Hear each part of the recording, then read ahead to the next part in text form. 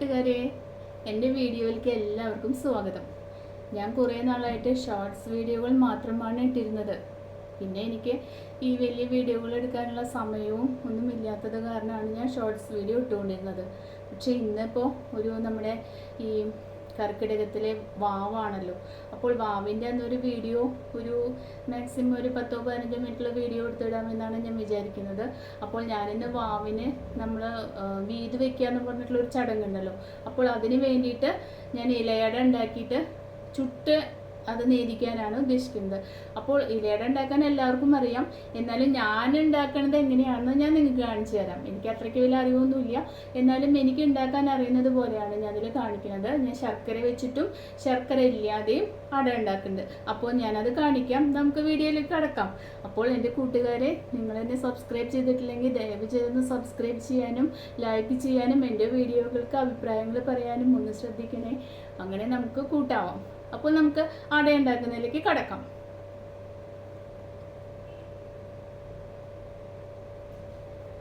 അപ്പോൾ അടയ്ക്ക് വേണ്ടിയിട്ട് ഞാനിവിടെ ആകെ 4 അട മാത്രമാണ് ഉണ്ടാക്കുന്നത്. അപ്പോൾ അതിന് 4 ഇല ഞാൻ കൊണ്ടു വെച്ചിട്ടുണ്ട്. പിന്നെ അതിലേക്ക് ആവശ്യമുള്ള നാളികേരം, പിന്നെ മാവ്, പിന്നെ ഒരു അച്ച് ശർക്കര മാത്രമാണ് ഞാൻ ഇതിലേക്ക് എടുക്കുന്നത്. അപ്പോൾ നമുക്ക് ഇതിലേക്ക് വേണ്ടിയിട്ട് ആദ്യം തന്നെ ഈ ശർക്കര വന്നിട്ട് ചീകിയെടുക്കാം. അപ്പോൾ ശർക്കര നമുക്ക് വേണമെങ്കിൽ വെള്ളം ഒഴിച്ചിട്ട് ഇതൊന്ന് ഉരുക്കിയെടുക്കാം, അല്ലെങ്കിൽ ഇതേപോലെ ശർക്കര ഇങ്ങനെ ചീകിയിട്ടും എടുക്കാം. പക്ഷെ എനിക്കിതാണ് എളുപ്പമായിട്ട് തോന്നുന്നത്. അപ്പോൾ മധുരം അധികം ഞാൻ മധുരം വെക്കുന്നില്ല. എന്നാലും നമ്മുടെ മരിച്ചു പോയ പിതാമഹന്മാർക്കൊക്കെ ശർക്കര വെച്ചിട്ടുള്ള അടയാണല്ലോ ഇഷ്ടം. അപ്പോൾ അതുകൊണ്ട് ആണ് ഞാൻ ശർക്കര വെച്ചിട്ടുള്ള അട ഉണ്ടാക്കുന്നത്. പൂവടയാണ് ഞങ്ങൾക്കൊക്കെ ഇഷ്ടം, പക്ഷെ ഇത് നമ്മൾ നേദിക്കാൻ വേണ്ടിയിട്ടല്ലേ ഉണ്ടാക്കുന്നത്. അപ്പോൾ നമ്മളിത് ശർക്കര ചേർത്തിട്ട് അട ഉണ്ടാക്കുന്നത്. അപ്പോൾ നിങ്ങളുടെ വീട്ടിലൊക്കെ നിങ്ങളെല്ലാവരും അട ഉണ്ടാക്കുന്നുണ്ടാവും അല്ലേ, വീതി വെക്കുന്നുണ്ടാവും. ഓരോ നാടുകളിലും ഓരോ ആചാരങ്ങളാണല്ലോ. നിങ്ങളുടെ ആചാരങ്ങൾ എന്തൊക്കെയാണെന്നൊന്ന് കമൻസിൽ പറയണം കേട്ടോ. എൻ്റെ വീട് ഇവിടെ ഗുരുവായൂരാണ്. അപ്പോൾ ഞങ്ങളിവിടെ വീതി വയ്ക്കുക എന്നുള്ള ചടങ്ങുണ്ട്. അതായത് നമ്മൾ ഈ കർക്കിടക വാവിൻ്റെ അന്ന് സന്ധ്യാന്ത നേരത്ത് വീതി വയ്ക്കുക. അതായത് ചോറ്, അങ്ങനെയുള്ള എല്ലാ ഐറ്റംസും, പിന്നെ ഈ മധുരമുള്ള പലഹാരങ്ങൾ. അപ്പം ഞാനിവിടെ അടയാണ് ഉണ്ടാക്കുന്നത്. പലരും പലതരത്തിലുള്ള പലഹാരങ്ങളൊക്കെ ഉണ്ടാക്കും. അപ്പം ഞാൻ ഉണ്ടാക്കുന്ന അടയാണ് ഇവിടെ കാണിക്കുന്നത്. ഞാനിവിടെ ഈ ശർക്കര ചീകി എടുത്തിട്ടുണ്ട് നന്നായിട്ട്. ഇനി അത് നമുക്ക് ഞാനൊന്ന് കൈ കഴുകട്ടെ. അപ്പോൾ അടയ്ക്കുള്ള മാവ് ഞാനിവിടെ റെഡിയാക്കിയിട്ട് ആദ്യം വെച്ചിട്ടുണ്ട്. ഒരു 4 അടയ്ക്കുള്ള നല്ല വറുത്ത പച്ചരിയുടെ പൊടിയാണിത്. പിന്നെ അതിൽ ശർക്കരയുള്ള അടയ്ക്ക് വേണ്ടിയിട്ട് ശർക്കരയുള്ള നാളികേരം കൂട്ടുകൂടെ ഉണ്ടാക്കിയിട്ടുണ്ട്. ഇത് പൂവട എന്ന് പറയും. ശർക്കര ഇല്ലാത്ത അടയ്ക്ക് ഞങ്ങളിവിടെ നാട്ടിൽ പൂവട എന്നാണ് പറയുക. നമ്മൾ ഓണത്തിനൊക്കെ തൃക്കാരപ്പിന് നേദിക്കാൻ വേണ്ടിയിട്ട് അട ഉണ്ടാക്കില്ലേ, ആ ഒരു അടയ്ക്കുള്ള കൂട്ടാണ് ഈ നാളികേരം. അപ്പോൾ നമുക്കിവിടെ അട ഉണ്ടാക്കി തുടങ്ങാം. അപ്പോൾ കുറച്ച് വലിയ ഉരുളകളാക്കിയിട്ട് നമുക്കിത് എടുക്കാം. കാരണം നമ്മളാകെ 4 അടയാണ് ഉണ്ടാക്കുന്നത്. കുറച്ച് വലിപ്പം ഉണ്ടാവും കേട്ടോ, കട്ടിയൊക്കെ ഉണ്ടാവും എൻ്റെ അട. അപ്പോൾ നമുക്കിത് ആദ്യം 4 ഉരുളകളാക്കിയിട്ട് മാറ്റിയിട്ട് ഒന്ന് നന്നായിട്ട് കുഴച്ചെടുക്കാം.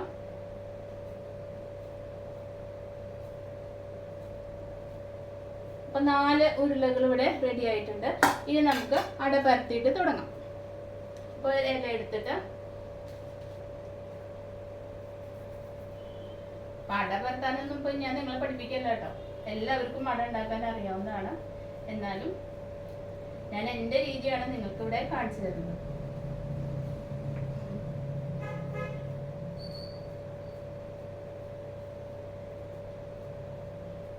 കുറച്ച് തിരക്കുള്ളതുകൊണ്ട് സന്ധ്യ നേരമായില്ലേ, ഞാൻ കുറച്ച് നേരം വൈകി ഉണ്ടാക്കാൻ.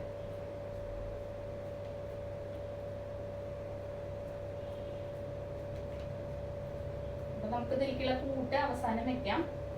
ഒരടയും പരത്തിയിട്ട് മാറ്റി വയ്ക്കാം.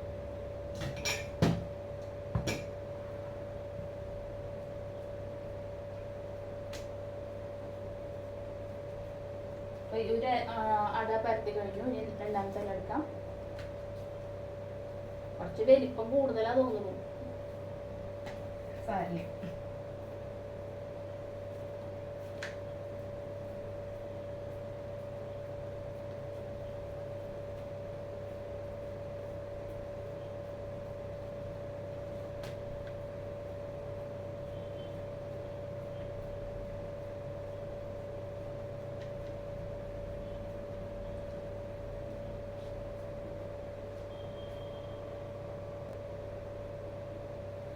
അപ്പോൾ ഇവിടെ 4 അടയും ഞാൻ പരത്തി കഴിഞ്ഞു.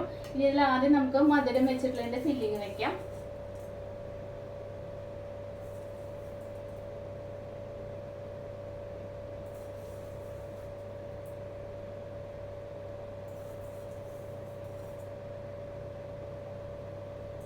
നിറച്ചിരുന്നോട്ടെ.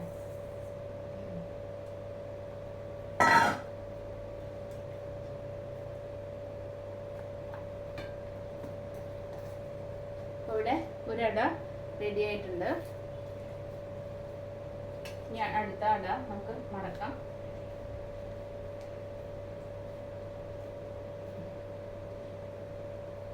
ഇനി നമുക്ക് പൂവട ഉണ്ടാക്കാം. പൂവടയ്ക്കുള്ള നാളികേരം അത് വെറും മാവിൽ ഉപ്പ് ഇട്ട് കുഴച്ചിട്ടുള്ള മാവാണ്. അതിൽ വെറും നാളികേരം മാത്രം വെക്കുന്നത്. അതാണ് പൂവട.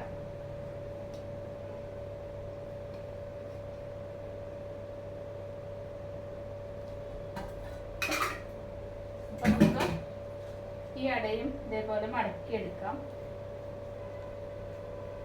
അപ്പൊ ഈ അടയും നമ്മൾ മടക്കിയെടുത്ത് കഴിഞ്ഞു. ഇനി നമുക്കിത് ചുട്ടെടുക്കാം.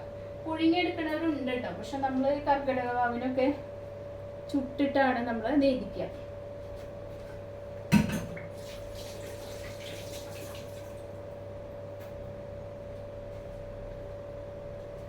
അപ്പൊ ഇനി നമുക്ക് ഈ 4 അടയും ചുട്ടിട്ട് എടുക്കാം.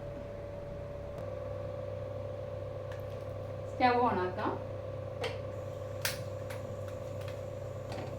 നമുക്കൊരു പാൻ വെക്കാം. ഇനി നമുക്ക് അട ഓരോന്നായിട്ട് ചുട്ടെടുക്കാം. അപ്പോൾ ആദ്യം ഞാൻ ഈ മധുരം വെച്ചിട്ടുള്ള 2 അടയാണ് ചുട്ടെടുക്കുന്നത്.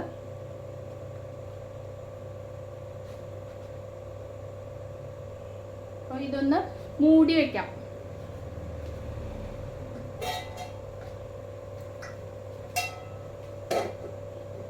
അപ്പോൾ ഇങ്ങനെ മൂടി വെച്ച് കഴിഞ്ഞാൽ ഇത് വേഗം ഒന്ന് മൊരിഞ്ഞ് കിട്ടും. നന്നായി ചുട്ട് കിട്ടണ്ടേ, എന്നാലല്ലേ അട ഉള്ളിൽ വേവുള്ളൂ. അപ്പോൾ നമുക്കിത് മൂടി വെച്ചിട്ട് വേവിക്കാം. ഇത് ചുട്ടെടുത്തിട്ട് വേണം നമുക്ക് ഈ 2 അടയും കൂടി ചുട്ടെടുക്കാൻ. അപ്പോൾ ഇത് ചുട്ടെടുത്തിട്ട് ഞാൻ വരാം.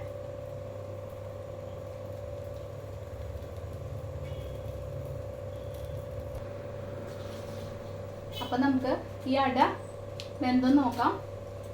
നന്നായിട്ട് വെന്തിട്ടുണ്ട് നമുക്ക്. അപ്പോൾ ഇത് ശർക്കര വെച്ചിട്ടുള്ള അടയാണ്. അപ്പോൾ ഞാനിത് ഈ പാത്രത്തിലേക്ക് മാറ്റുകയാണ്. ഇനി നമുക്ക് മറ്റേ 2 അടയും കൂടി ഇതേപോലെ ചുട്ടെടുക്കാം. നമുക്ക് തീയൊന്ന് കുറയ്ക്കാം.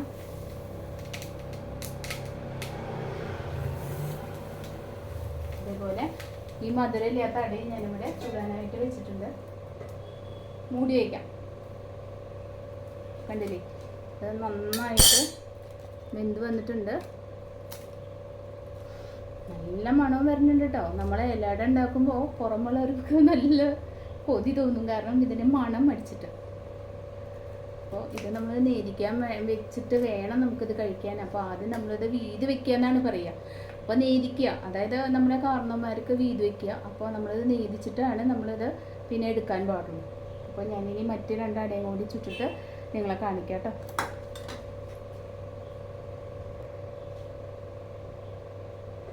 അപ്പോൾ ഇവിടെ നമ്മുടെ മധുരമില്ലാത്ത അടയും ഇവിടെ റെഡി ആയിട്ടുണ്ട്. ഇനി ഞാനിത് എങ്ങനെ വീത് വെക്കുന്നത് കാണിക്കാം. എനിക്ക് അങ്ങനെ കാര്യമായിട്ട് വീത് വെക്കണമെന്ന് അറിയില്ല കേട്ടോ. ഞാനിത് നമ്മുടെ ഭഗവാന്റെ മുന്നിൽ കൊണ്ടുപോയിട്ട് വിളക്കൊക്കെ കത്തിച്ചിട്ട് അവിടെ ഇങ്ങനെ വെക്കും. അതാണ് എൻ്റെ വീത് വെക്കുന്നത്. അപ്പോൾ ഇവിടെ മറ്റേ അടയും റെഡി ആയിട്ടുണ്ട്. ഇനി ഞാൻ നിങ്ങളത് വീത് വെക്കുന്നത് എങ്ങനെയാണെന്ന് കാണിക്കാം. അപ്പോൾ ഞാനിവിടെ ഭഗവാന്റെ മുന്നിൽ അട നേദിക്കാൻ പോവുകയാണ്. അപ്പോൾ കണ്ടില്ലേ, ഇതാണ് എൻ്റെ ഉണ്ണിക്കണ്ണൻ. കണ്ടില്ലേ, എൻ്റെ ഭഗവാൻ ക്യൂട്ടല്ലേ. അപ്പോൾ ഞാൻ ഇവിടെ അട നേദിക്കാൻ വെക്കുകയാണ്. അപ്പോൾ ഞാനിവിടെ വിളക്ക് വെച്ചിട്ട് കുറച്ച് നേരമായിട്ടോ. ഇന്ന് കർക്കിടക വാവൊക്കെ അല്ലേ, നേരത്തെ വിളക്ക് വെച്ചിട്ട് രാമായണം വായിക്കുന്നുണ്ട്. ഞാൻ രാമായണം വായിക്കുന്നുണ്ട്.